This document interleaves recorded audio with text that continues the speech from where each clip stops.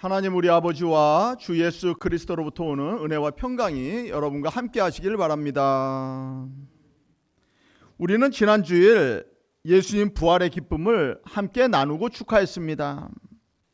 예수님께서 사망 권세를 이기시고 부활하셨습니다. 정말 참으로 부활하셨습니다. 여러분 역시 언젠가 죽게 될 것이지만 예수님 약속대로 새 생명 얻고 천국에서 영원히 살게 될 날이 분명 있을 것입니다. 오늘 본문을 보면 안식 후 첫날 저녁에 제자들이 유대인들을 두려워하여 모인 곳에 문들을 닫았다라고 했습니다. 제자들은 자신들이 거하는 집의 모든 문을 굳게 닫고 숨죽이며 두려움 가운데 있었습니다. 그들은 예수님을 죽인 종교 지도자들과 유대인들을 두려워했습니다. 핍박이 제자들인 자신들에게 미치지 않을까 두려워했을 것입니다. 그런데 그들이 새벽에 예수님의 부활 소식을 막달라 마리아로부터 듣기도 했습니다. 그러나 그들은 그 소식을 허튼 소리로 듣고 믿지 않았습니다.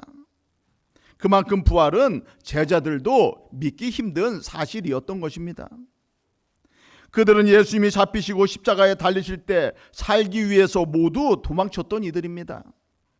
주님과 함께 죽겠다던 제자들이었지만 그들은 살겠다고 예수님 시신조차 버려두고 도망쳤던 겁 많고 나약한 이들이었습니다. 지금은 또 잡혀갈까 봐 다락방 문을 닫아 걸고 숨어서 오돌오돌 떨고 있는 것입니다. 이런 이들이 온 세상을 복음으로 정복해 나간 11 사도들의 실제 모습인 것입니다. 위대한 사도와는 또 거리가 먼 것입니다. 우리 역시 낱말 형편은 또 아닐 것입니다. 우리도 하나님은 마음에 없고 때때로 세상 사는 것이 겁신하고 두려움 가운데 살곤 하는 것입니다. 늙는 것도 겁나고 암과 같은 중병에 걸리지 않을까, 재정적인 어려움이 닥치면 어쩌나, 직장, 가정 문제, 머리가 복잡하고 근심 걱정에 사시는 분들이 많이 있는 것입니다. 그래서 불면증도 생기는데 우리나라 대략 12%가 불면증 환자입니다.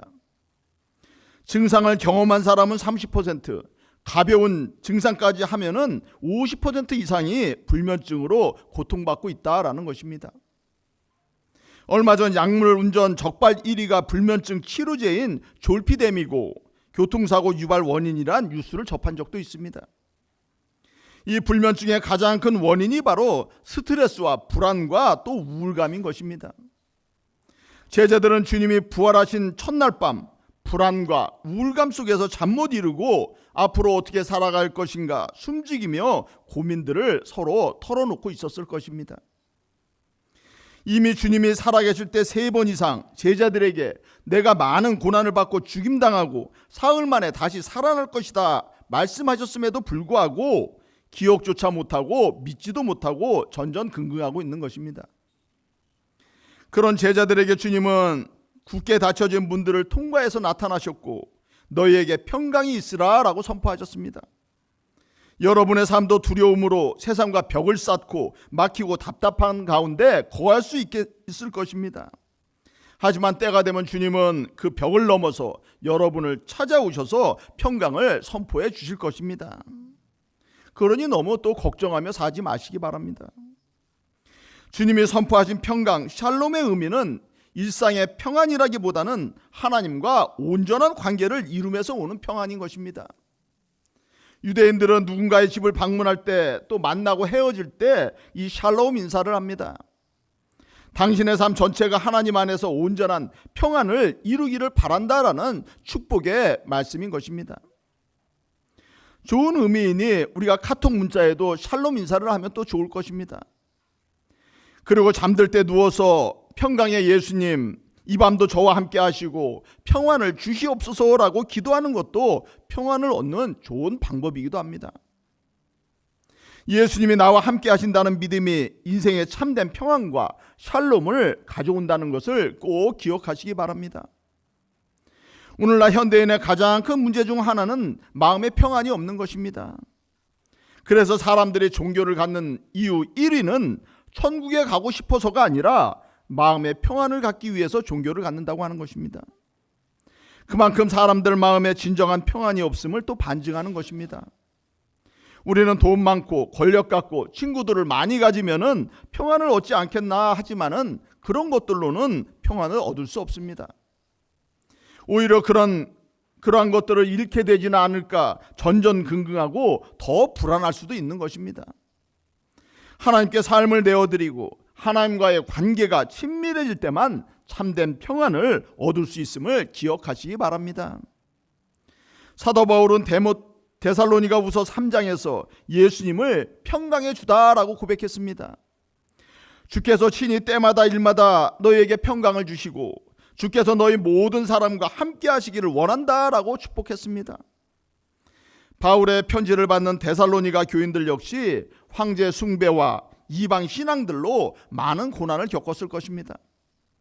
예수님을 믿게 되어 그들의 삶은 풍요로워진 것이 아니라 더 굶주리고 빼앗기고 박해받는 삶이 되었을 것입니다.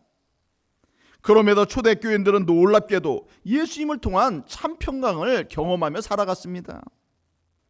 이것이 기독교 신앙이 주는 역설이자 믿음의 신비인 것입니다. 하나님 믿어서 자신의 삶이 예전보다 더 고생스러운데 정작 자신은 평안과 감사와 기쁨 속에서 천국 소망 가운데 살아갈 수 있다라는 것입니다. 부활하신 주님이 성령님을 통해 살아갈 힘도 주시고 기도 응답도 주시고 또 돌봐주시기 때문인 것입니다. 물론 지난주 말씀드린 것처럼 하나님이 안 계신 듯한 영혼의 어두운 밤이 우리 가운데 찾아올 수 있습니다. 하지만 그런 고난도 여러분의 믿음을 더욱 깊게 하는 축복이라 말씀드렸습니다. 세상 살아가면서 얼마나 복잡하고 힘든 일들이 많고 또 고통과 문제들이 많이 있습니까? 그런데 그런 고난 가운데 눈을 들어 예수님 바라보고 주님과 함께함을 믿으면은 매 순간 평온함이 우리 가운데 찾아오는 것입니다. 세상이 주는 평안과 기쁨은 순간적이고 일시적이며 영원하지 못합니다. 사도 야고보는 세상 영광이 풀의 꽃과 같이 지나간다라고 했습니다. 요즘 화사하게 피었다가 금세 지는 벚꽃들처럼 꽃은 금방 떨어지고 오히려 쓰레기가 되고 나는 것입니다. 그렇게 세상적인 부유함과 영광도 잠깐인 것입니다. 인생이 노곤한 봄에 잠깐 꾼 꿈과 같고 이후에는 심판을 통한 새로운 삶이 기다리고 있는 것입니다. 예수님이 주시는 참되고 영원한 평강을 우리는 믿음 가운데 누리며 살아야 하는 것입니다. 예수님은 갑작스러운 나타나심에 당황해하는 제자들에게 못 박힌 손과 창자국 난 옆구리를 보여주셨습니다. 예수님이 여러분에게 주시는 평강은 예수님이 십자가 고난과 죽음의 상처들을 통해서 비록된 평강이다라는 것입니다. 생명을 통해서 여러분에게 주시는 평강입니다. 이사야 53장은 이를 잘 설명합니다. 그가 징계를 받음으로 우리는 평화를 누리고 그가 채찍에 맞음으로 우리는 나음을 얻었다라고 했습니다. 예수님이 고난받으시고 죽으심을 통해 우리와 하나님과의 관계를 회복하셨기 때문에 참 평화를 우리가 누리며 살게 된 것입니다. 또 주님이 보여주시는 상처는 육신을 입고 참되게 부활하셨음을 또 나타내는 것입니다. 자신들 앞에 나타나신 분이 예수님임을 확인한 제자들은 뛸 듯이 또 기뻤습니다. 기뻐하는 제자를 보시며 주님은 중요한 말씀을 하나 건네십니다. 아버지께서 나를 보내신 것 같이 나도 너희를 보낸다라는 것입니다. 주님은 세상 가운데 그저 평안하게 잘 먹고 잘 사는 축복을 주시려고 제자들을 찾아온 것이 아닌 것입니다. 그렇게 하시려면 즉시 사랑하는 제자들을 천국으로 다 데려가시면 그냥 되는 것입니다. 제자들이 이 땅에 남아서 세상에서 감당해야 할 사명들이 있다는 것을 알려주시기 위해서 방문하신 것입니다. 예수님께서 생명 바쳐 사명 감당하셨던 것처럼 너희도 생명 살리는 사명을 감당하기 위해서 세상으로 나가라라는 것입니다. 내가 사랑하는 모든 인류를 복음으로 구원하고 새 생명 주는 사역에 너희도 참여하라라는 것입니다. 복음으로 생명 살리는 일은 예수님이 성도들에게 부여하신 가장 큰 사명인 것입니다. 성경을 살펴보면 부활하신 주님이 나타나셨을 때 항상 이 성교 명령이 있었음을 볼 수 있는 것입니다. 마태복음 28장에 예수님이 승천하시기 전 제자들에게 나타나셔서 모든 민족을 제자로 삼으라 라고 명령하셨습니다. 마가복음 16장에도 부활하신 주님은 너희는 온 천하에 다니며 만민에게 복음을 전파라 라고 말씀하셨습니다. 누가복음 24장에도 부활하신 주님은 너희는 이 모든 일에 증인이 되라 또 말씀하셨습니다. 사도행전 1장에도 오직 성령이 너희에게 임하시면 너희가 권능을 받고 예루살렘과 온 유대와 사마리아와 땅끝까지 이르러 내 증인이 되라 하셨습니다. 세계 선교 역사를 보면 성도들의 성령 충만과 말씀과 기도로 무장될 때 반드시 선교에 열심을 냈음을 우리는 볼 수 있는 것입니다. 나는 과연 몇 명이나 이웃을 구원받게 했고 또 주변 성도들의 믿음을 성장케 하는데 도움을 주었나 가슴에 손을 얹고 한번 생각해 보시기 바랍니다. 혹시 반대로 믿음의 길을 가는 이들을 낙심케 하고 실족케 하여 믿음에서 떠나게 하지는 않았나 또 생각해 보시기 바랍니다. 제가 지역에서 만나는 많은 분들이 교회에서 상처받아 교회를 떠났다라고 하는 분들이 많이 있습니다. 제가 전도 좀 하려고 하면은 또 받을 상처가 두려워서 교회 나가기가 겁난다라고 말을 합니다. 한 생명도 살리지 못하고 오히려 상처 주는 신앙생활하며 부흥 집회하고 철야기도 열심히 하면 뭐 하겠습니까? 사랑의 마음부터 우리는 품고 나아가야 하는 것입니다. 예수님 마음 품고 성도들과 이웃을 사랑으로 낮아져서 섬기는 삶을 살아가야 하는 것입니다. 내 주장만 하고 내 신앙 잣대로 남을 평가하며 질책하는 유아기적 신앙에서 한국 교회들이 성숙해질 때 참된 부흥이 한국 교회 가운데 임하게 될 것입니다. 영적으로 성숙해져서 복음에 빚진 자의 마음을 품고 예수님 마음 품고 어렵고 힘든 이들을 더 돌보며 전도에 앞장서는 성도들이 다 되시기를 소망합니다. 그런데 이런 일은 여러분 스스로의 힘으로는 또 절대 불가능한 일입니다. 여러분들이 어떻게 그런 일을 하겠습니까? 그래서 22절을 보면 예수님이 제자들에게 성령을 불어넣어 주신 것입니다. 지금 예수님은 성령을 통해서 제자들을 당신의 새로운 백성으로 재창조하고 계시는 것입니다. 이제 사도들은 인간적 지혜나 말의 능력이 아니라 오직 성령의 능력에 의해서 예수님의 마음을 품고 사명을 감당하게 되는 것입니다. 주님의 일을 감당할 때 늘 기억해야 하는 것은 무슨 일을 하든지 내 힘으로 하려 하지 말고 겸손히 하나님 아버지께 먼저 구하고 의지하고 결과도 하나님께 다 맡기는 것입니다. 하나님께 내려놓고 맡기고 성령 충만함을 입을 때 우리 가운데 또 평안도 오는 것입니다. 먼저 우리가 할 일은 성령님을 영접하고 기름 부음을 또 그래서 간구하는 것입니다. 이후 주님은 너희가 누구의 죄를 사하면 사하여 줄 것이요 누구의 죄든지 그대로 두면 그대로 있으리라 라고 말씀하셨습니다. 이 말씀을 오해해서 천주교 신부들은 가끔 마치 내게 죄사함의 능력과 또 권한이 주어졌다라고 생각하고 또 권한을 행사하기도 합니다. 하지만 죄를 용서하는 권능은 오직 하나님 한 분께만 있는 것입니다.